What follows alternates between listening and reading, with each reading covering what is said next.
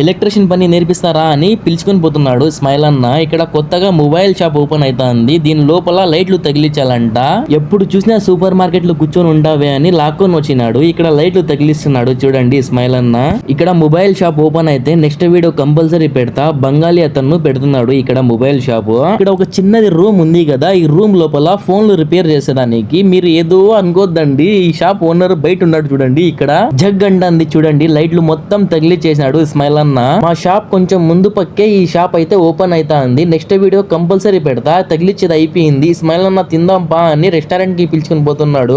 నేను అన్నం తినేసినా, ఇంకా తినలేనంటే విన్నకుండా పిలుచుకొని పోతున్నాడు స్మైల్ అన్న. ఈ హోటల్లో చపాతీ వేరే లెవెల్ ఉంటది తినేదానికి. ఇంకా కూర్చున్నాం మేము. సబ్జీ చపాతీ అయితే తెప్పించినాము.